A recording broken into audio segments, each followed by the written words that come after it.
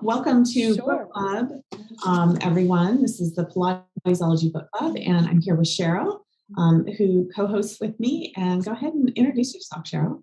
Hello, everybody. My name is Cheryl Turnquist. I'm the owner of the Providence Pilates Center in Little Old Providence, Rhode Island on the East Coast. And I'm actually a teacher trainer for Power Pilates, and I've been the owner of my studio since, I've owned my studio since 2001.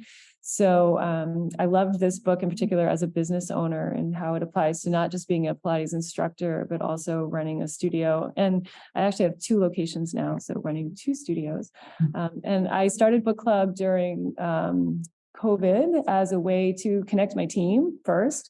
And then we opened it up to our clients. And then I had some friends that were instructors in other locations, and we opened it up to them. And then we met with Elisa, and here we are. So thank you, everybody, for coming out this morning and joining us. It's awesome. Thanks, Cheryl. So in case you're just arriving, our book today for book club is Start With Why by Simon Sinek. And I'm Elisa Wyatt, the co-owner and co-founder and CEO of Pilatesology.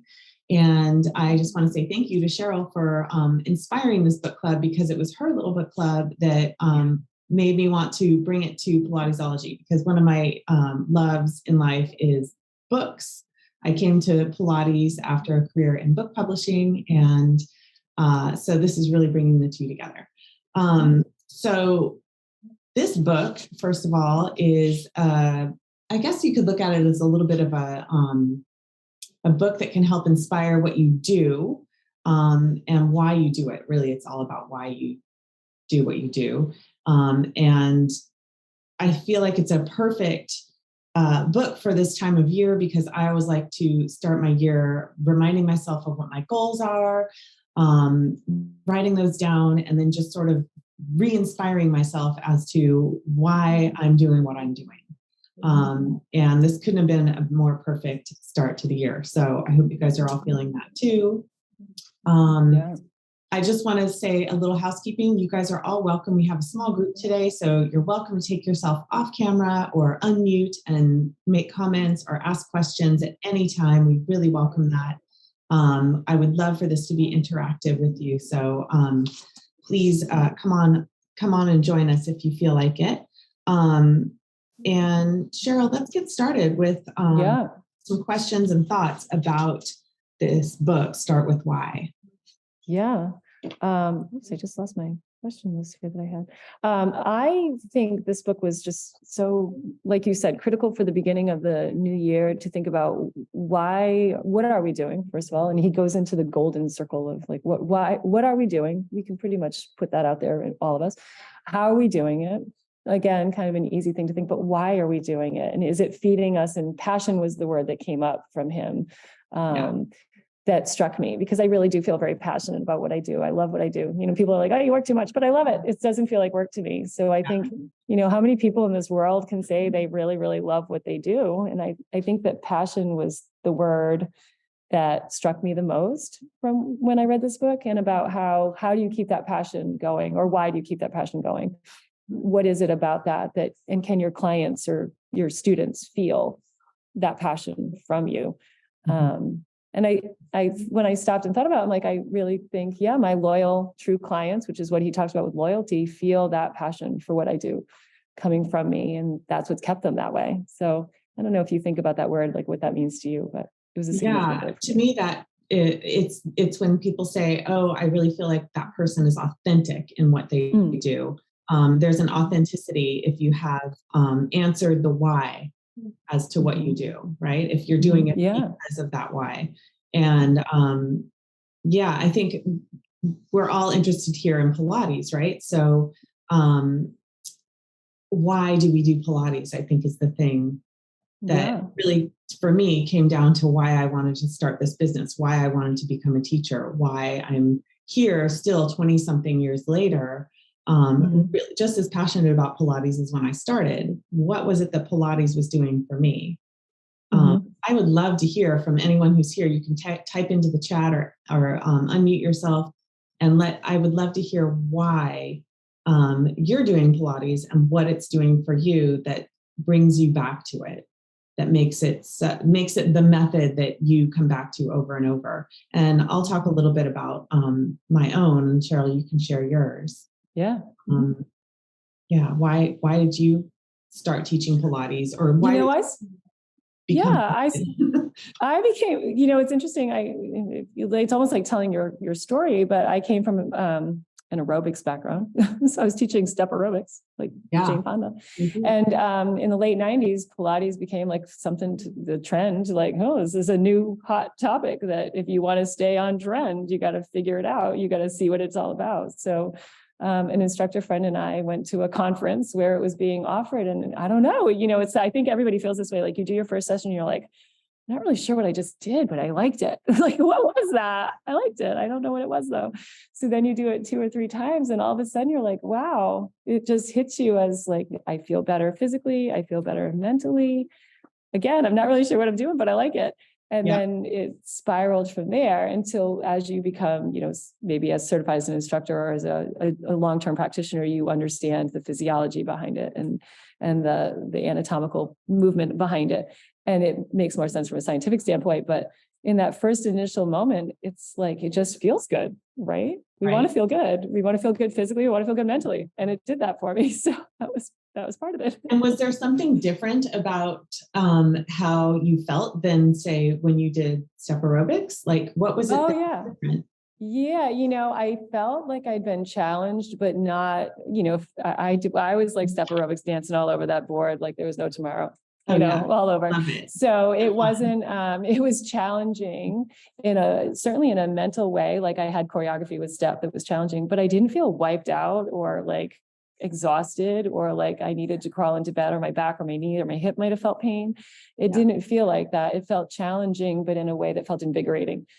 Not that step wasn't, but it was very different body-wise. That felt taxing. This felt invigorating. Like if I was feeling kind of tired in the afternoon, your 3 o'clock coffee needs, if I was feeling kind of tired, but I did my Pilates, I suddenly felt like I had more energy. I might've gone into it feeling like, oh, I really don't want to do this right now, but I felt better. Whereas, I did my step class. I was like, okay, yeah, now I'm wiped out. I'm tired. I need to go home, eat and go to bed.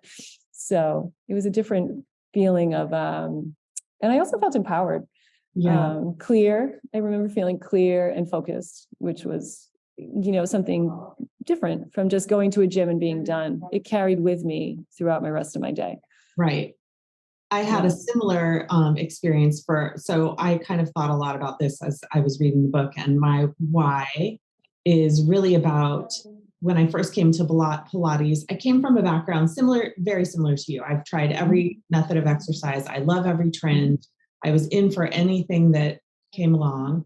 I was constantly sneaking out of my corporate job to go do a workout or whatever. And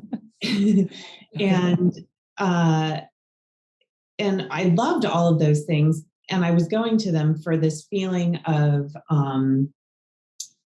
just like sweat and like being tired and exhilarated and doing. And I think when I got to Pilates, and there was also a body component, there was also that voice in the back of my head. I was saying like, you're not good enough. You need to do more because you need to be this and you need to be that. And when I got to Pilates over the course of the first 2 months, I sort of found this feeling of I'm enough. I'm strong enough. I'm good enough. It made me feel really complete. And it wasn't about the way I looked anymore. It was about how I felt.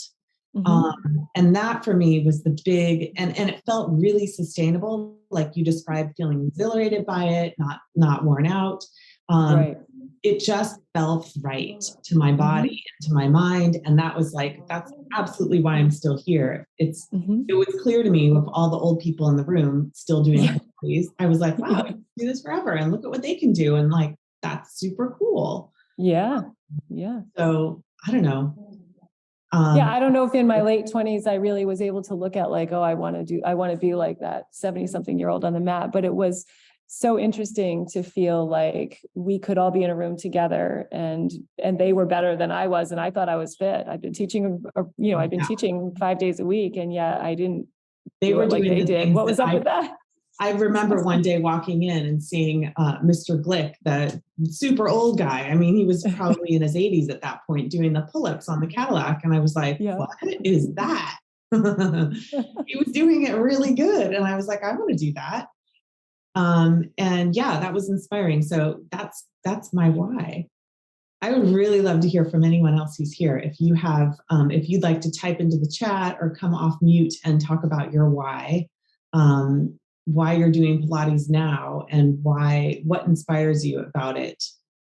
Because for me, that's really the thing that's bringing us all together for this book. It's really an awesome one. Okay, so if you're a business owner, if you're a Pilates teacher or a studio owner, or you don't work in Pilates, but you do work, what is the why that you're the reason why you're doing what you're doing?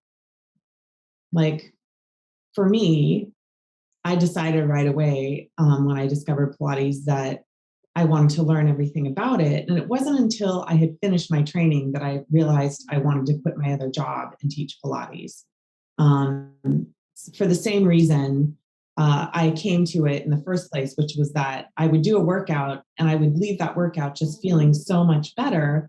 And it wasn't like I needed to drag a whole lot of feelings along with me later, like, oh, I really have to work on that thing or whatever. I just left feeling great. And my job at the time did not do that for me at all. I definitely took my job home with me at all times.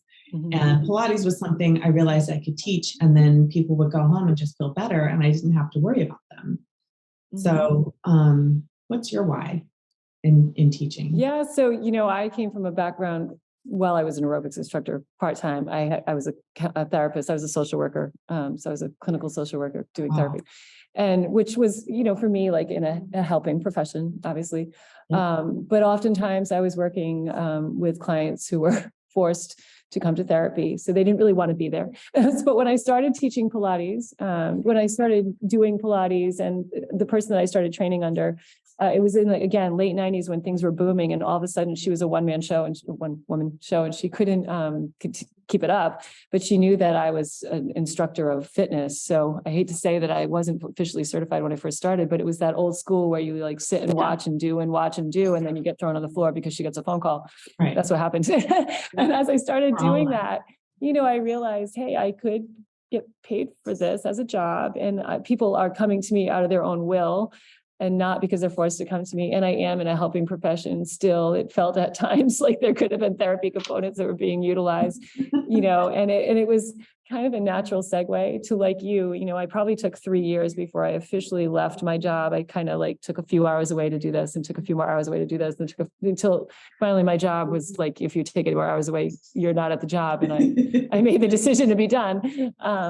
But yeah, it was a natural path. I think I always loved movement, and there are forms of therapy, expressive movement therapy, and et cetera. And I don't market myself in any way as that, but I feel like the two worlds did to some degree collide, so that it was a natural process to then become a teacher, to which at that point, as you grow, an opportunity came where I could take a studio or buy a studio that was already kind of pre-existing. And I did. And then it just grew from there. So opportunities kind of fell at me that thankfully, graciously, I was like, okay, I think I can do this. And I took the risk, but right. I know that doesn't happen for everybody, but I was lucky in that respect. Yeah.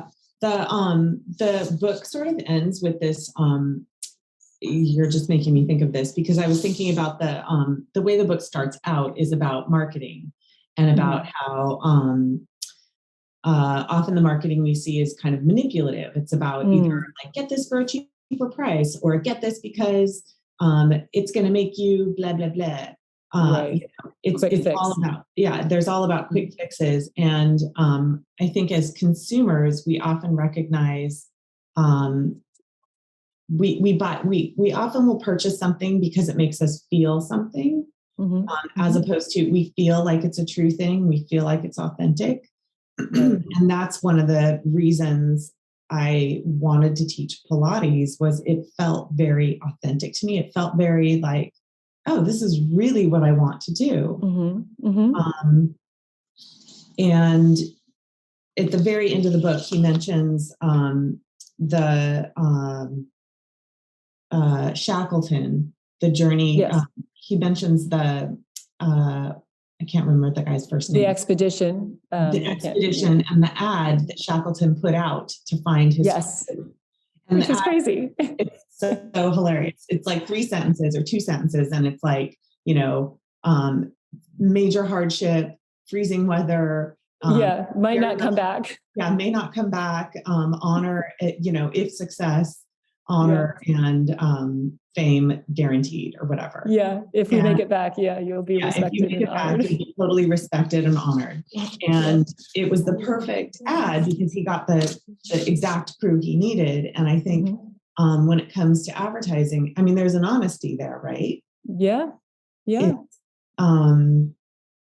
It's just that's I think what I found when I found Pilates. Like I don't think I even found it because of an ad. It was just the closest thing nearby. And I heard someone talking about it. I was like, oh, I have to go check that out. But right. And back in the day when you and I started, there were clearly less competitors around. You kind of fell into whoever was near you because there wasn't really anyone else around. I'm assuming where you live, but for me anyway, on the East Coast, it was, you know, there was 3 people in the whole state of Rhode Island, which granted is not very big, but there were only 3 people in Rhode Island that were teaching Pilates at that time, you know, so you had to take what you got. Now you have to really speak into the authenticity because for me anyway, there's a lot of people around that are teaching Pilates and as a business trying to sell the same thing. So what's your why that differentiates you from theirs?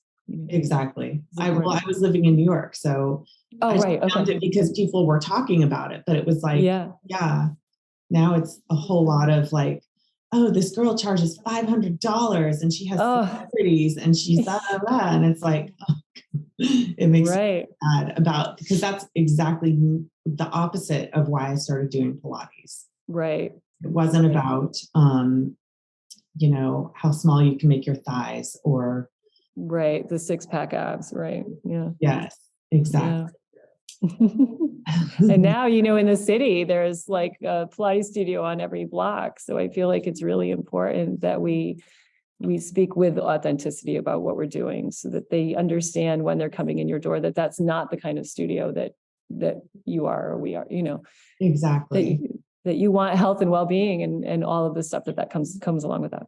Exactly. Yeah. And that's really the difference, I think, of what a person who's really trained in Pilates does is they just help someone optimize their life and feel complete and whole and confident, empowered, able to like walk out and use their body to have the tools to take care of themselves is really what you're teaching. Right. And it's, I think it's always been my goal is that somebody could learn what we teach and then not need us anymore. They could just go away and do it themselves if they were so motivated. Right.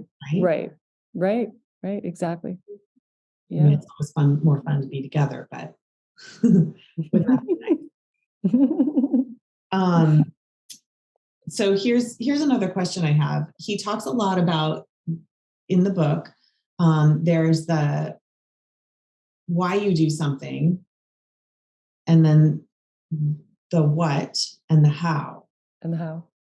Let's break those 3. He talks about it in circles, 3 concentric circles, like the why is the smallest, and then the what, and then the how.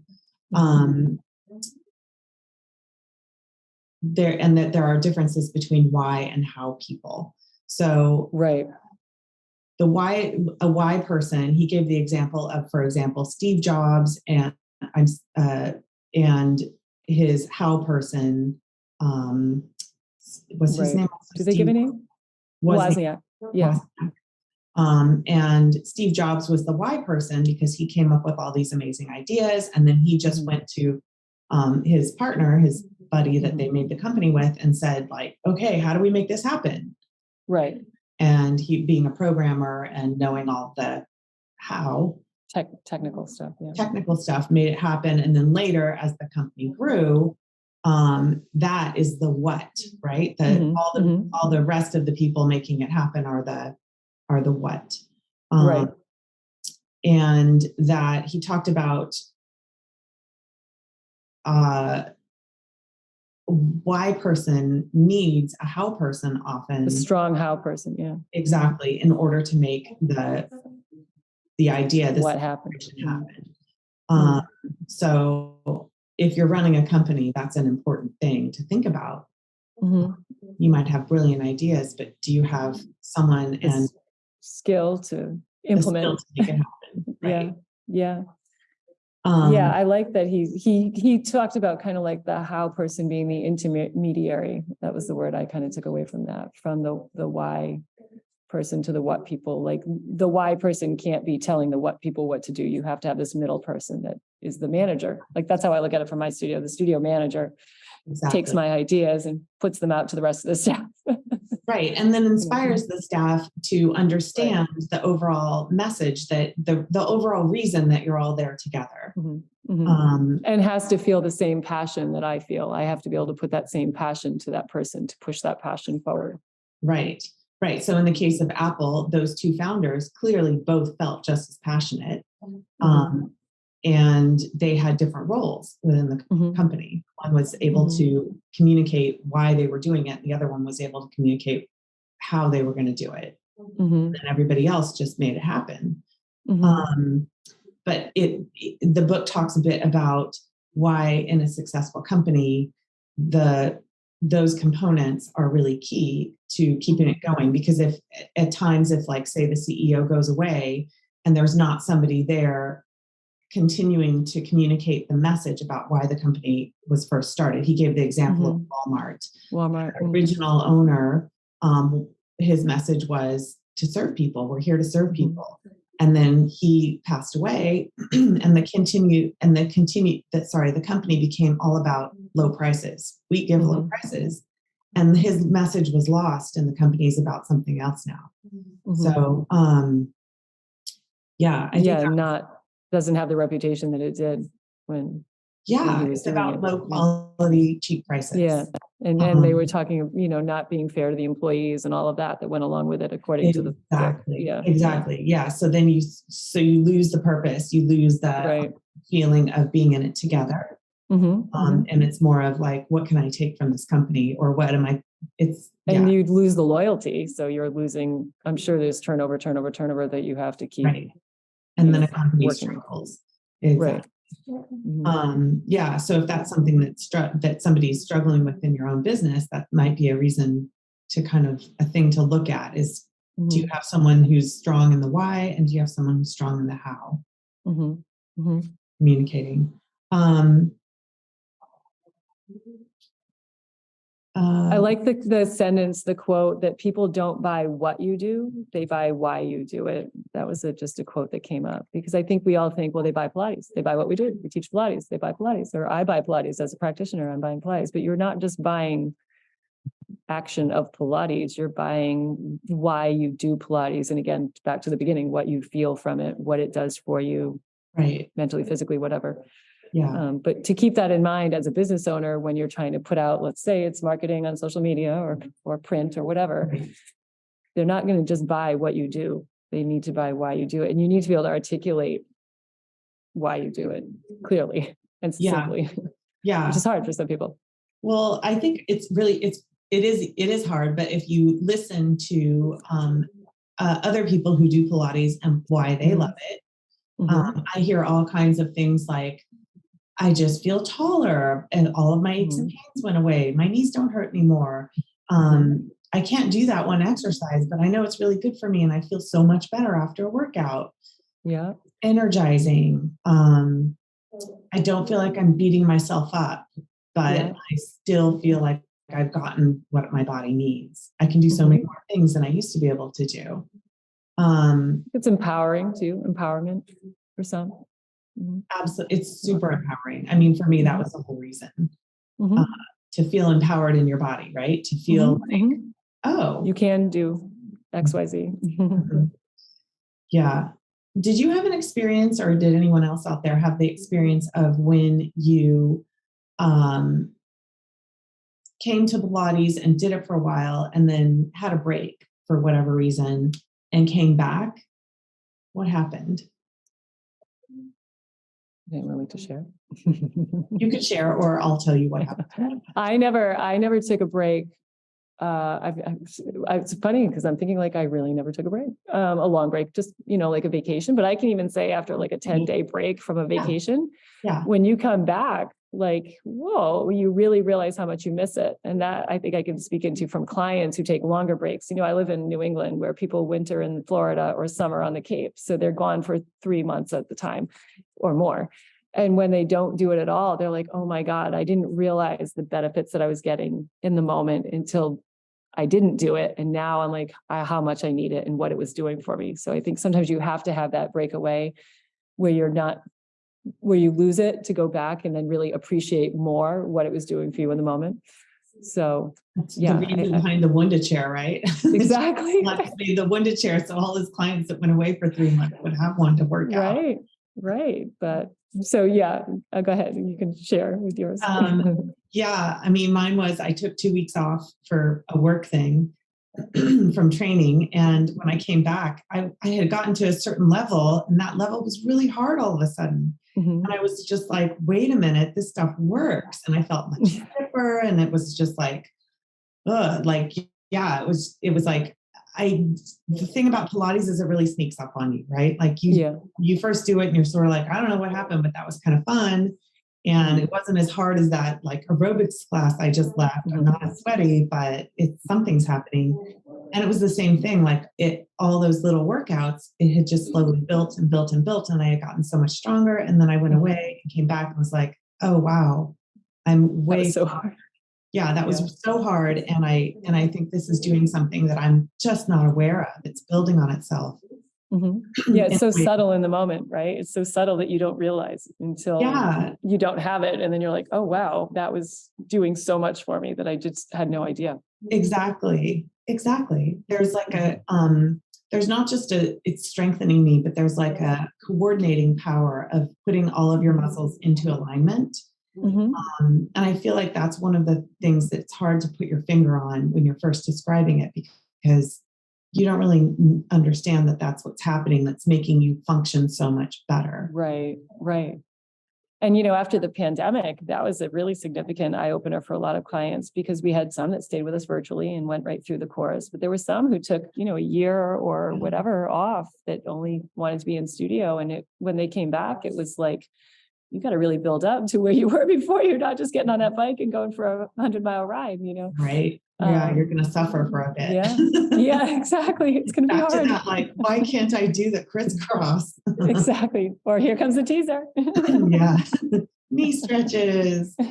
I wanted to ask a question for everyone here too.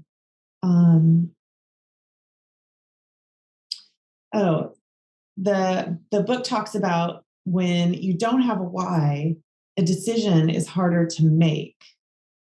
Why is that? So this can come down to the simplest things, right? Like when you don't have a why, I think we often have like an intuitive. Diana, hi. Did you want to say something? You got to unmute. Yeah, sorry. There you go. I think I can hear you now. Oh, no, it's still not working. Can you try unmuting again? Nope. Is it your iPad or your phone? I think she froze. Did she freeze? Oh, yeah, it might be that. Uh-oh. I think it's me. Oh, yeah. You could, you know what? Try turning your camera off. Okay. Because that might help. Sometimes if it's not liking the Wi-Fi, it just helps to turn the camera off. I'm not very sophisticated here. That's okay. You're doing great. Okay. I'll just keep doing what I'm doing. Yeah. Tell us. My why was I understood what the answer was going to be if I didn't do it. It took me years to make it be a part of my life. It wasn't very quick. Right. But I asked myself while I was on the floor flopping around, what would it mean if I just stopped coming? Yeah. And that answer, I couldn't really wrap my head around. And another kind of significant moment for me was Kim Reyes was one of my first teachers. And she would start a class spending a couple minutes talking about Pilates and the 6 C's and those kinds of things. And I was struggling one day to get up and show up. And I remembered she was in the middle of that series and I didn't want to miss it. I didn't want to miss those 2 minutes. So that's awesome.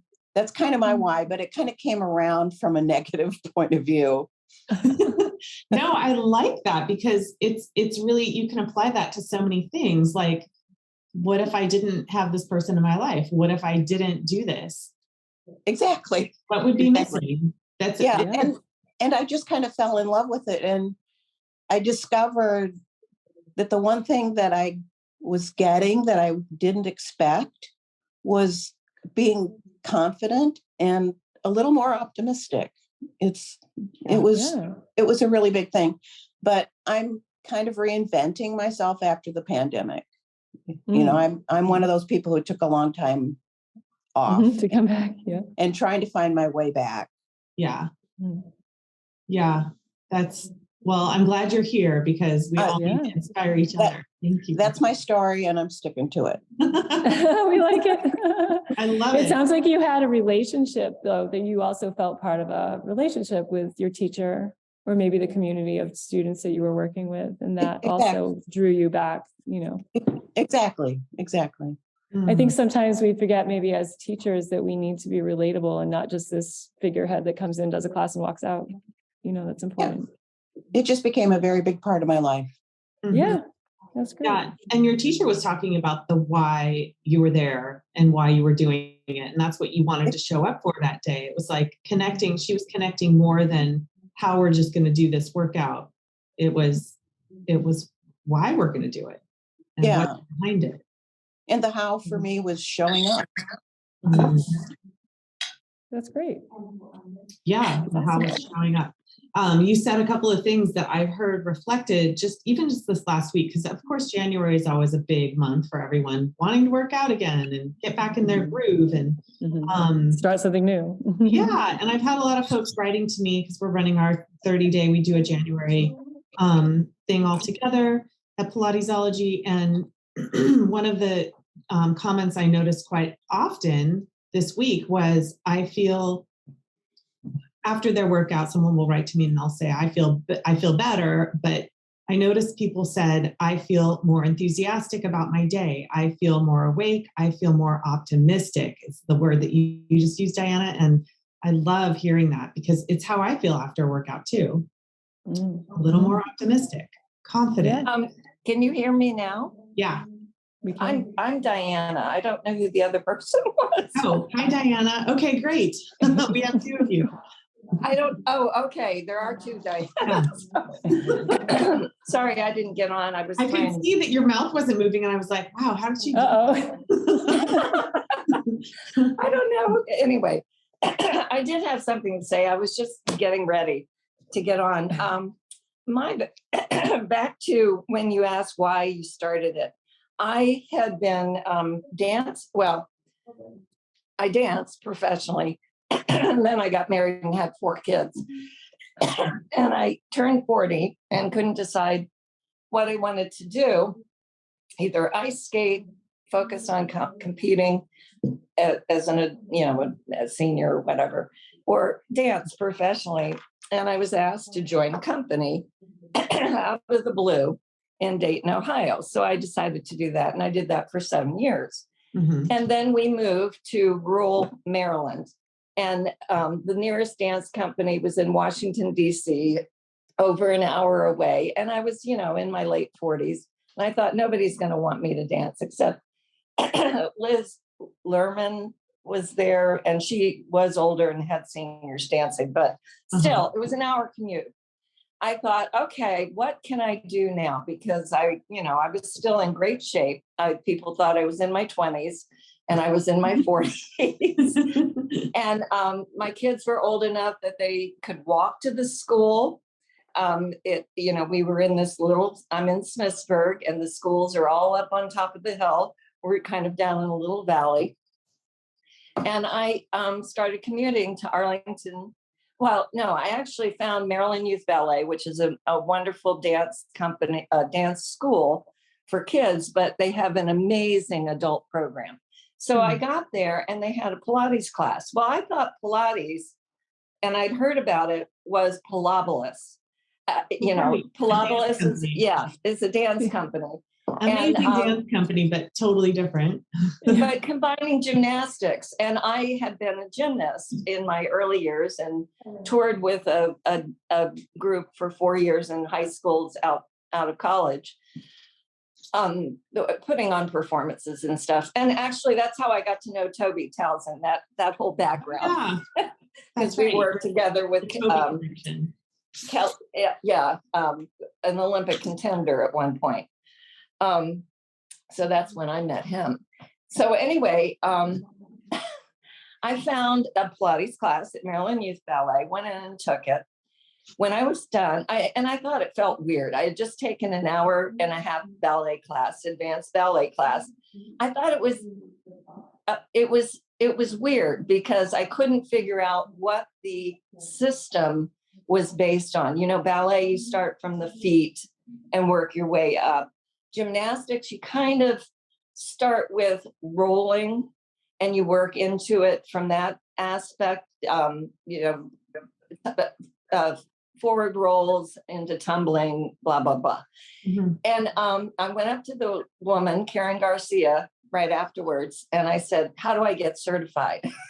She looked at me, looked down her nose at me. Like, okay. She gave me Romana's name and the phone number. And, I called. That's how I got started.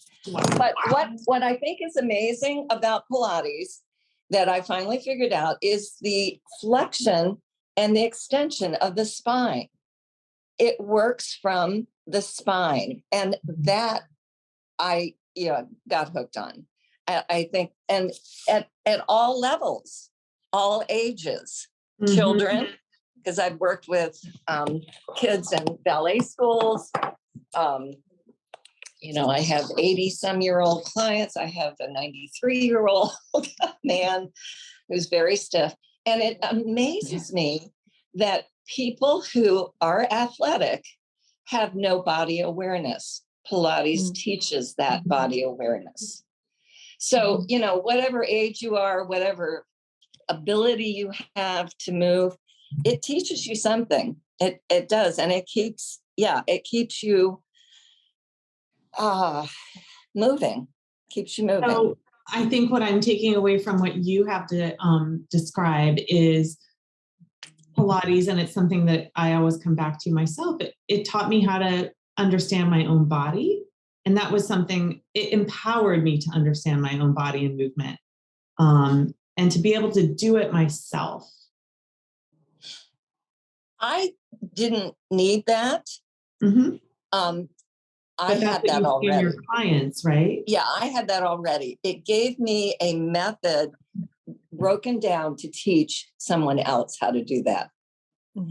Because I even when I was on the team that toured, I took over running our warm-ups. Yeah. And I enjoyed doing that. I enjoy teaching whatever I do, I end up teaching it. Yeah.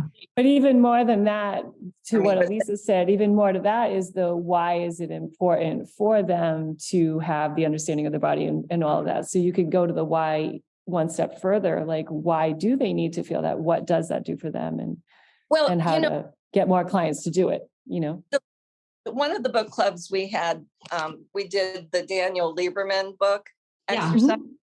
And I had read it when I sat there and listened to it. So since then, I've been trying to get through the whole thing. It's really not the most exciting book to read, but the last few pages I'm 321 through 323. He goes through the research that moderate exercise builds the immune system. Mhm. Hello, why didn't we? Why wasn't that out there during COVID? Right. And so I have checked off all those research papers, and I'm gonna read them. Yeah. I'm Good for amazed. you. Moderate There's a lot. exercise is Yeah. what builds our immune system, not the boot camp, Right. not CrossFit, Mm. not Right.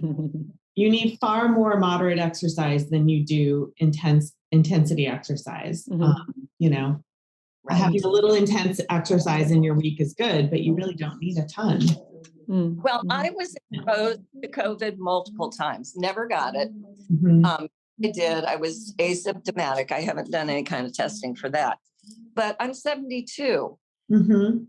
You know, I'm supposed to be in that age group that is most susceptible. And I never closed my studio. It's in my home. So I'm not under the Guidance. rules Yeah. guidance of anything. It's my home. Tell me I can't have people here.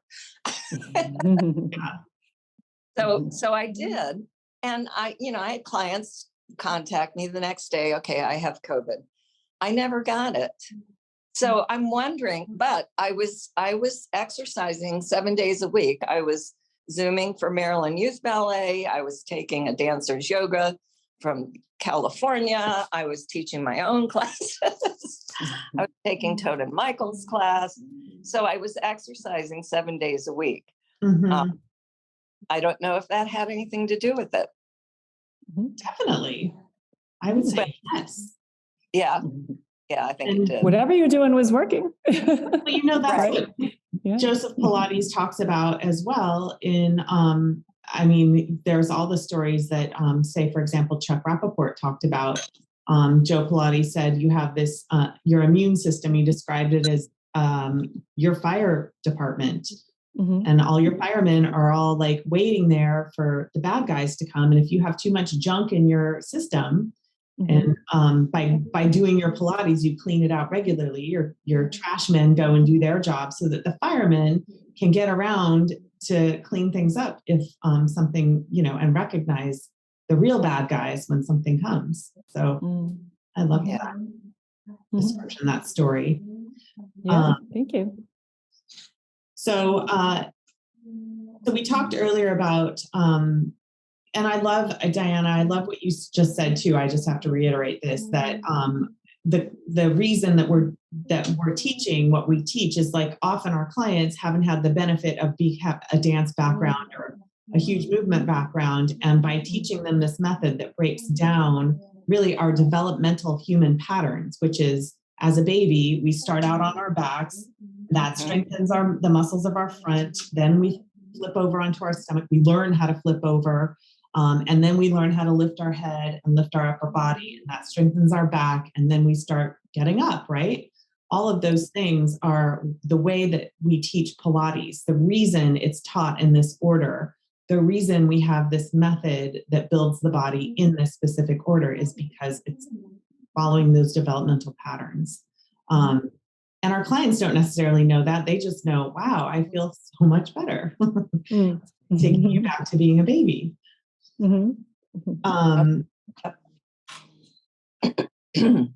I love though, what the previous Diana was saying about, in her class, her teacher would describe, she would talk a little bit at the beginning about why they were doing it. And I think that's a nice reason. I mean, both the community of coming together in a class, but then hearing about the reasons why we're doing Pilates and the reasons why it works is very powerful. Yeah, I think it's something really important. I love hearing that someone did incorporate that into their class, is that not to not to go on and on and on about it, but spend 2 minutes just giving a little tidbit about why. I think sometimes that's missing. Yeah, for sure. Just a little inspiration about, oh yeah, this is why why you're here today. Why did you get up and come to class today? Right. This is what, right. you're going to get out of it. Not just to sweat a little bit and get your workout in. But I always remind people when they ask those questions, why am I doing this? That Joseph Pilates, or what am I working, never answered that question. Yeah. Well, we don't know, do we? No, Yeah. He just true. said, do it. Yeah. Romana always said, he just said, you're using your whole body. Yeah. And she do it in his German accent. Yeah. But it's true. I mean, he was teaching you how to use your whole body, wasn't he? Yeah. Yeah. Yeah. Hi, Linda. Hi. Hi, I thought I Linda. would jump in and say something. Usually I just like hang out, but I would love I don't that. know how to use the camera very well. It's okay. You don't even have to. You're good. I started doing yoga when it first came out, like in 1974. Wow. And I always just felt like I was in a competition. Who was the stretchier?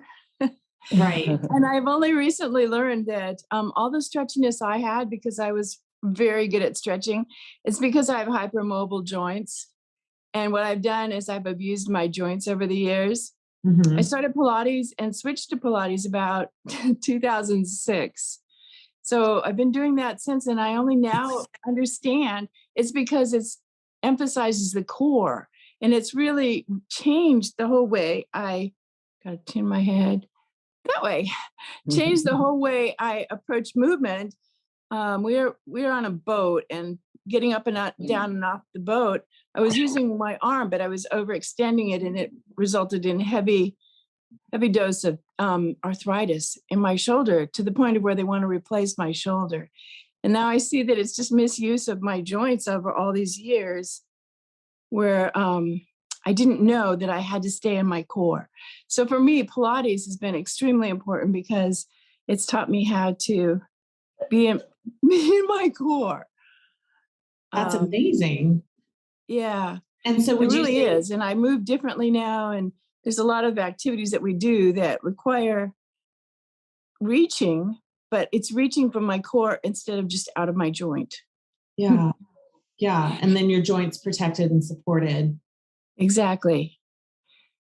And So so would you say the reason you're doing Pilates now is because it gives you, well, it sounds like it gives you a whole lot more knowledge about your body. oh yeah, I've gone through all your videos. I love Pilatesology, and I've gone through all of those. And I just think, in terms of maintaining my body over the years as I get older, it's just really important. It gives me hope that I can do that and stay strong. And again, I feel like I can stretch now, but I'm not stretching the joints and pulling them out, because my hips can actually dislocate practically. Yeah. I'm actually using my muscles because I'm keeping my core attention. So that's just been huge for me. Yeah, that's so wonderful to hear. And I feel like, for me too, that was what brought me to Pilates and like kept me there. It was like, oh, I'm learning about my particular body, because not everyone is hypermobile, right? There's a lot of people with just the opposite problem. They're either too tight or they have very deep joints. And Pilates applies to us all. You get to learn exactly about, you get to use the same kind of method, but apply it to you. It's just Well, so, I actually think it contributed to, I gradually shifted in the last like 5-10 years into meditation. And because I had that internal awareness, it's made meditation like, oh yeah, I know where this is in my body. My husband is a very strong person, very solid joints, and has no problem doing stuff. But he also has very little internal awareness, because he's just like a rock, he just, and meditation is really hard for him. He just, it's like, can't bring that focus internally. So right. Have you gotten him to do Pilates? You've gotten him to do Pilates? no. Oh. It's something you do, right? He has to discover. Right. He will ski or water ski or scuba dive, but Pilates is not his thing. Got it. Okay, well, maybe someday. You could tell him that Joseph Pilates was a big skier, and that he had tons of skiers who came to him to every season to ski better. Well, I did try, but yeah. I even have I'm really fortunate because I even have a reformer in my home, and I love it. And that was the other thing, is that I needed to do that because I can't keep up with the classes. Yeah. When I started, I was living in Mexico and the classes were $20 a piece. Yeah. And I could do it, but now they're way more expensive. And I would go to group classes, and first of all, it was hard to afford more than once a week. And then the next thing was that the classes went at a pace that wasn't good for me. Mm-hmm. So being able to do it on my own has been hugely helpful. That's wonderful to hear. Well, we're running into the end of our session, and I just wanted to ask, does anyone have anything to add about how this book has made you think about leadership and how you present what it is you feel passionate about in your own life? This is a time of year, I think I started out the conversation by mentioning this is a time of year that I really like to look back at what I'm doing and why I'm doing it, to feel re-inspired for the beginning of the year. Or, I mean, I do it at other times of year too, but January is always a nice time. So did anything in this book bring that up for you? How about you, Cheryl? I just think yes, it makes me feel like just a reminder, maybe, which I feel like I am, but to be your most authentic self, to inspire others, whether that, in my case, be inspire other teachers, inspire clients, inspire the Pilates community that I work with. But, that the passion can be felt, and to bring your best self forward when you are presenting anything within that realm, to be positive. I think I love this author. I think that he's a very motivational speaker, self-help book type writer, whatever. Yeah. I've read some of his other books too. I like his talk about how you influence with feeling. From my background, I think it all resonates with me well. So just about being optimistic and finding positivity and passion in what you do, it's really important. Mm-hmm. Yeah. I listened to the book, and he read his book, right? That was his yes, he read it. Yeah, that was him. Yeah. I listened also. Off. It irritated me. Oh, It was so passionate that it annoyed me. And I this to a client of mine, Madeline Blair, who's written several books on resilience. And she says, "Oh yeah, I know him. He hasn't listened to his message yet." That's funny. He's in her 80s. She totally agreed with me. She said he hasn't heard his message yet.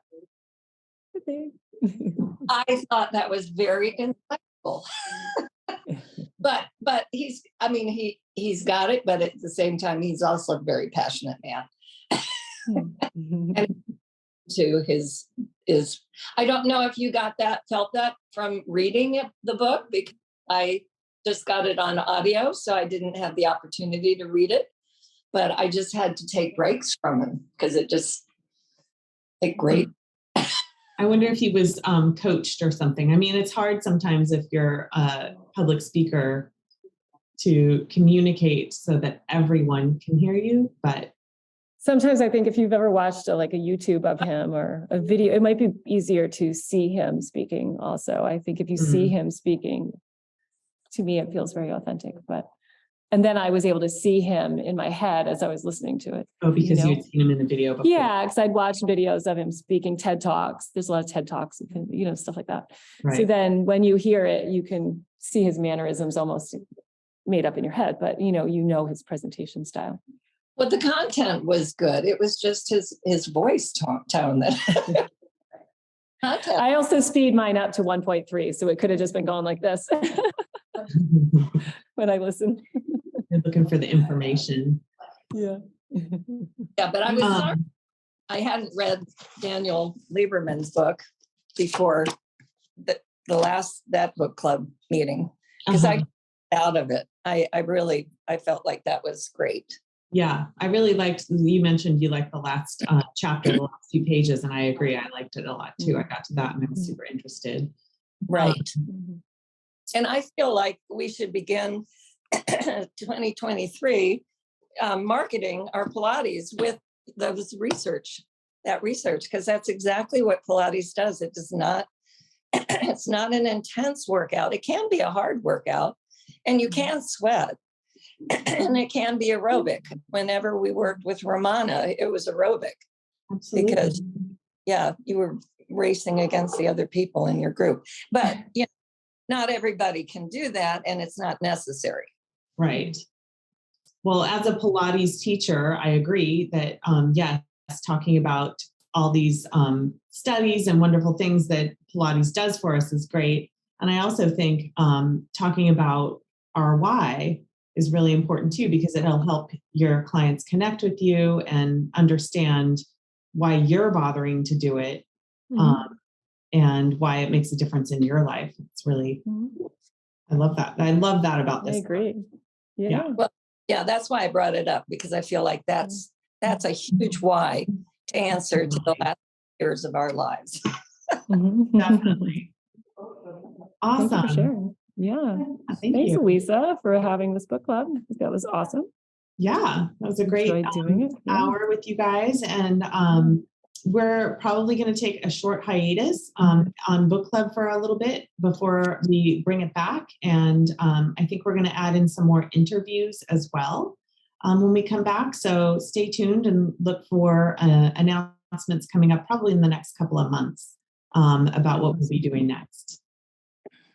Thank you, everybody, for coming. And I hope that we can all encounter each other again soon. Happy 2023.